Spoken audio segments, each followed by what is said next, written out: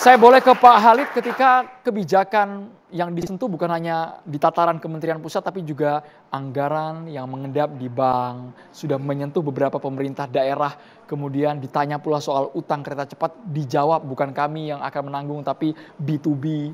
Pak Halid, kalau sudah isunya sensitif itu apakah bisa jadi bumerang buat Purbaya, Pak? Justru rakyat atau kami melihat kehadiran Purbaya menjadi oase sehingga kelihatan pemerintah bekerja yang sebelumnya masih belum tampak bekerja. Prabowo masih kerja sendirian setahun pertama itu gitu. Bukannya sehingga dengan ada Purbaya, setiap hari rakyat disuguhkan bahwa menteri-menteri yang ditunjuk oleh Prabowo akhirnya menunjukkan kinerjanya masing-masing. Jadi percepat oleh Pak Purbaya. Yang selama ini Presiden sudah sekian kali pidato, sekian sekali rapat terbatas, menteri-menteri belum bisa mengikuti langgamnya Pak Prabowo. Adanya Pak Purbaya langsung memberikan satu skor atau parameter bahwa menteri harus bekerja seperti itu, sehingga bisa mengikuti baik secara paradigma kebijakannya Prabowo maupun secara manajemen politik dan manajemen pemerintahnya Prabowo. Bisa jadi banyak menteri yang bekerja tapi tidak dapat exposure, Pak. Menurut saya tidak begitu, karena sekarang media sangat terbuka. Ada media mainstream, ada media sosmed, saya pikir semua rakyat bisa melihat itu. Justru menurut saya kehadiran Purbaya ini justru meningkatkan atribusi publik terhadap bahwa Prabowo ini bekerja dengan baik gitu loh. Itu ukuran menurut saya. Pak Purbaya adalah menteri yang sesuai dengan apa yang ingin dicapai oleh Pak Prabowo. Jadi Anda menilai kalau tadi ada yang memberikan nilai 7 itu tidak relevan dengan polanya Purbaya saat ini? Sangat tidak relevan, karena menurut saya justru Purbaya dalam waktu sangat singkat bisa memberikan high impact kepada publik, optimisme dan kepercayaan bahwa pemerintah bisa membawa bangsa ini atau rakyat ini keluar dari problematika yang sebelumnya terjadi gitu loh. Pak Trubus ditanggapi dulu sebelum saya ke Perdana. Pak Trubus ditanggapi dulu, sangat tidak relevan Pak nilai 7 karena sudah menunjukkan kepercayaan meningkat drastis tinggi Pak, 7,5. Iya, kalau itu kan pandangan subjektif dalam pengertian melihat bahwa kebijakan yang disampaikan itu diterima oleh publik.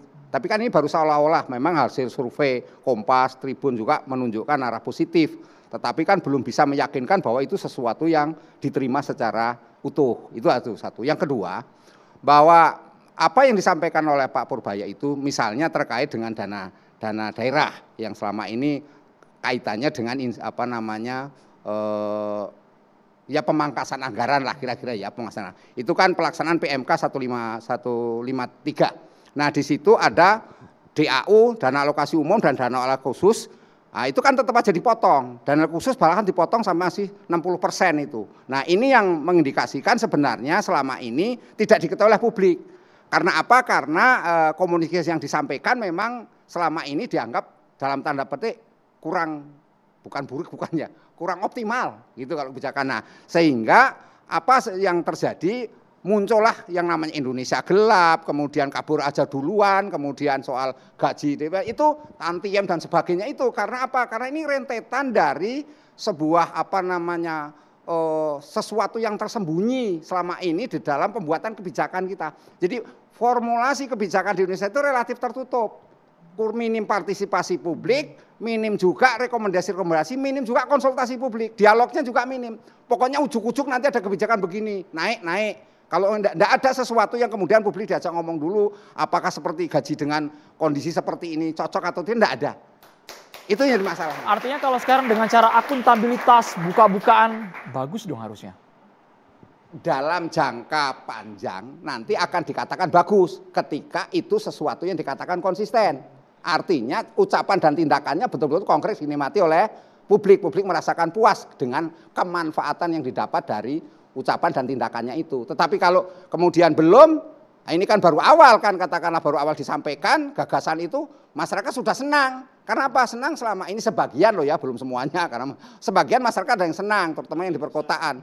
Nah, Boleh gunakan mic-nya Pak? Sebagian kecil apa sebagian besar? Sebagian besar. Dan apa yang disampaikan Pak Trubus tadi, itu yang dilakukan Purbaya. Membuka partisipasi publik, membuka kebijakan yang selama ini tertutup. Itu yang mendapatkan insentif dari publik bahwa ya seperti inilah seharusnya seorang menteri melakukan kerja-kerja pemerintahannya, manajemen pemerintahannya.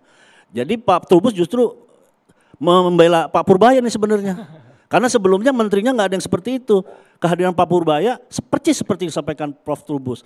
Dia melibatkan partisipasi publik, dia menyampaikan langsung walaupun dengan cara dia ya, kepala daerah langsung gerasak-gerusuk semua bergerak. Memperbaiki kinerja keuangannya di daerah. Publik tahu ternyata ada dana yang mengendap, ternyata ada birokrasi yang tidak efisien. Dan publik juga mengetahui itu bukan pemotongan, bukan pemangkasan, tapi realokasi anggaran. Dengan Pak Purbaya menyatakan bisa dipindahkan, bisa ditarik. Uang itu ternyata dinamis oleh Kementerian Keuangan sekarang, bisa dikelola. Dulu seolah-olah keuangan itu nggak bisa diotak-atik gitu ya, melanggar seperti sakral. Sama Purbaya kalau nggak dipakai saya ambil, saya alokasikan kepada program yang lebih berdampak pada masyarakat. Itu kata kunci juga. Uang selama ini didiamkan, dianggurkan, sehingga memabukkan ya, anggur kan memabukkan ya. Sama Purbaya bisa saya pindah, bisa saya pakai, bisa saya kasih ke bank, bisa saya alihkan, bisa saya tarik tanpa dia mencampuri pada kewilayahan kementerian-kementerian tersebut, karena kementerian tersebut silakan menjalankan. Dia hanya menjadi seorang menteri keuangan yang memang menjalankan fungsi-fungsinya secara benar. Ya, kalau dari sisi tupoksi sudah benar, memang itu konteksnya kan masih keuangan. Hanya persoalannya kemudian ketika itu tidak disampaikan secara baik, maka tidak akan mungkin terjadi 18 gubernur mengeroyok ke kantornya untuk menyanakan apa yang harus dilakukan. Meskipun kemudian ini ada istilahnya efek dominonya. Dengan mengeroyok itu efek dominonya apa? Ternyata ada anggaran yang selama ini mengendap di daerah tidak dimanfaatkan. Sementara subsidi di daerah itu posisinya adalah mereka masyarakatnya membutuhkan sekali. Minimnya lapangan pekerjaan, kondisi daya beli masyarakat yang turun. Tetapi dia ada anggaran yang istilahnya mengendap, tidak digunakan, tidak digunakan dalam program. Ada istilah silpa lah, katakan sisa anggaran lebih itu tidak dimanfaatkan. Itu yang sebenarnya Pak Purbaya ini kan masuk bulannya bulan Oktober.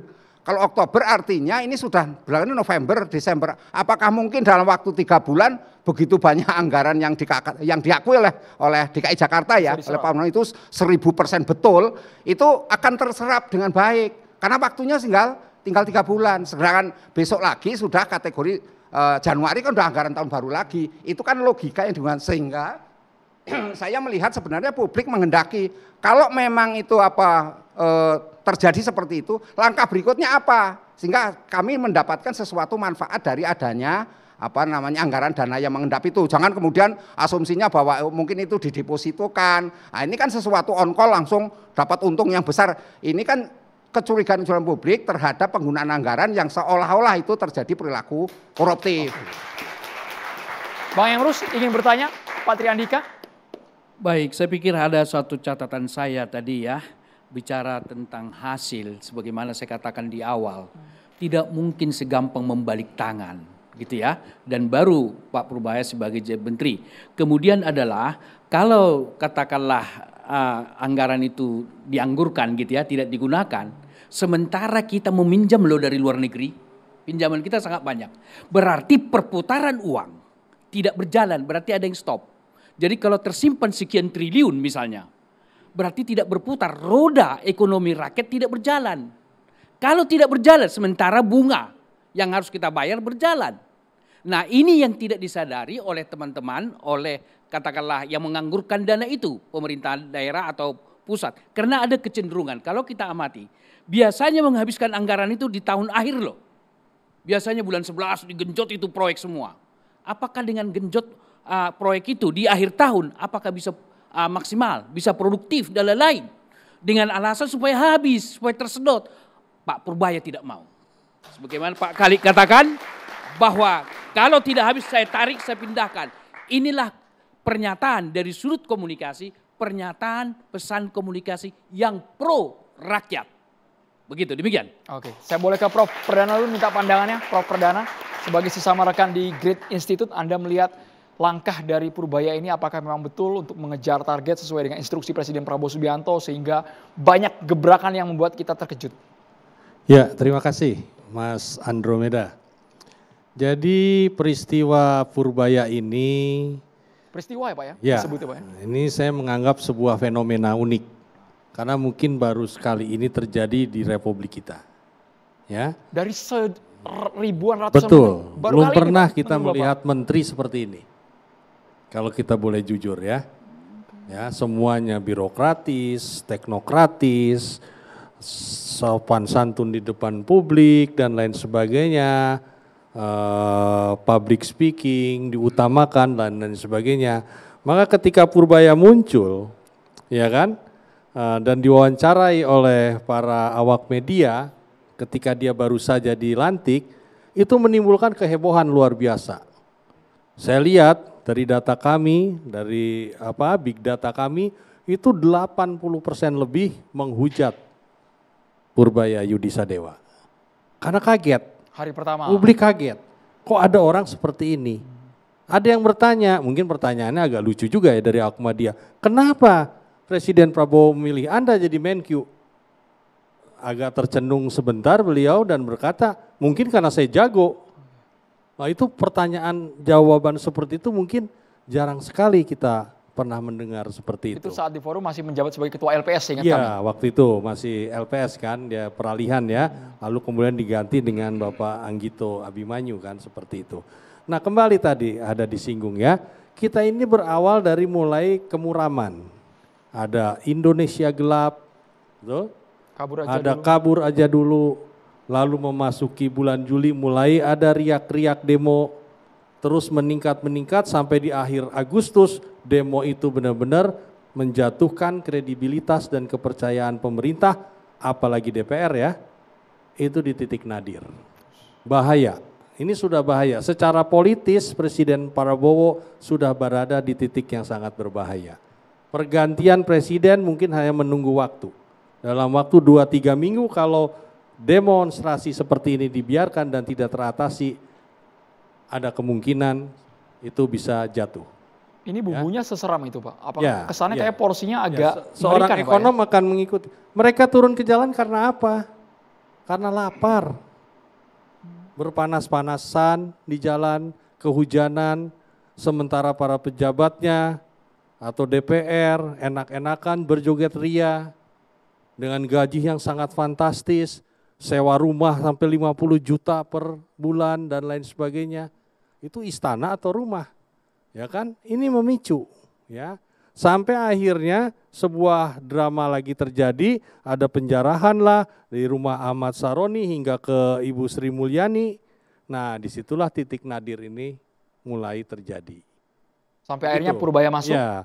Nah, di situ secara psikologis Sri Mulyani merasa sudah selesai. Walaupun Kemenkyu itu seolah-olah dalam tanda petik ya milik dia.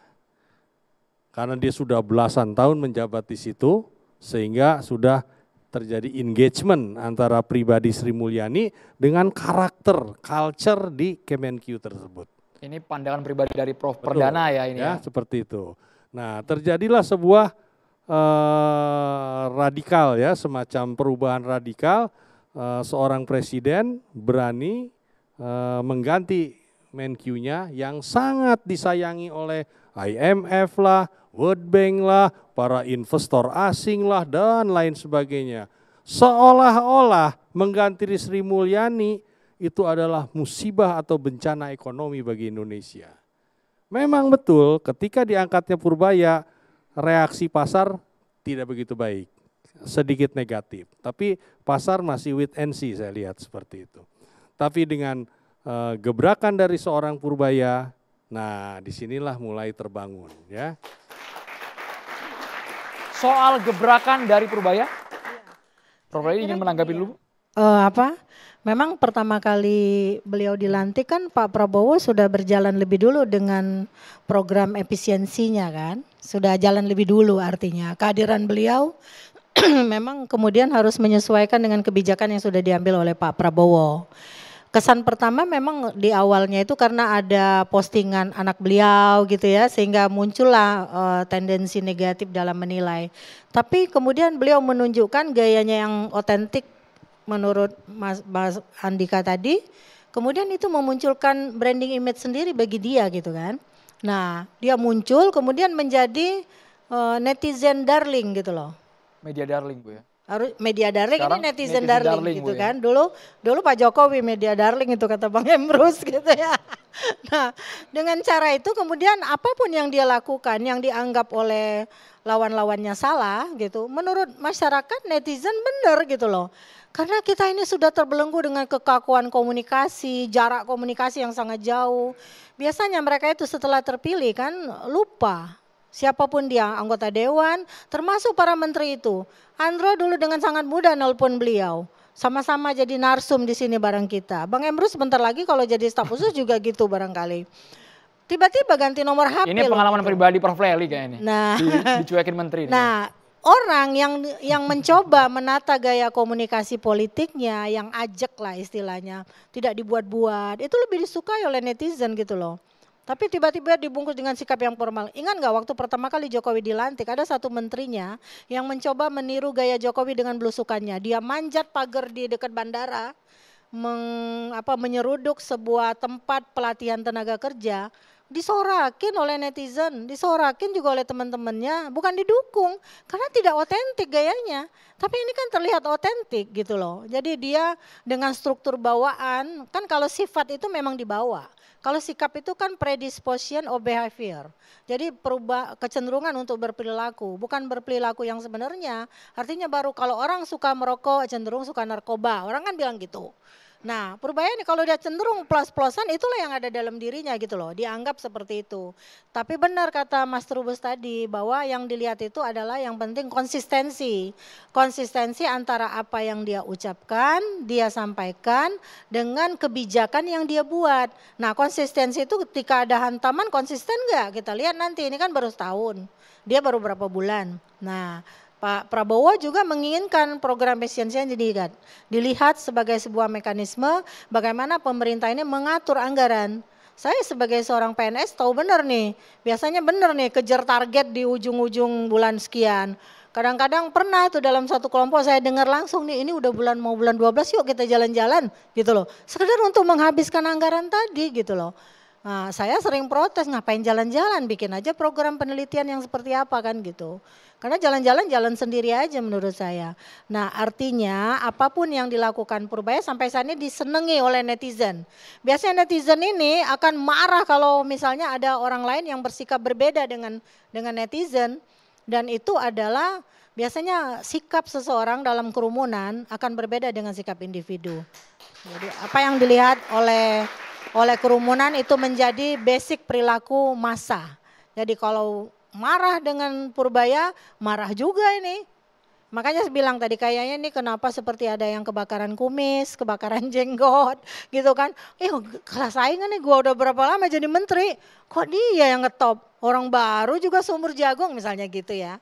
Kira-kira gitu. Tapi kalau seandainya kebijakan yang dikeluarkan oleh Purbaya tidak populis, apakah kalian masyarakat ini mahasiswa akan tetap suka dengan Purbaya atau bisa berubah drastis? Sesaat lagi dijawab hanya di Catatan Demokrasi pemirsa.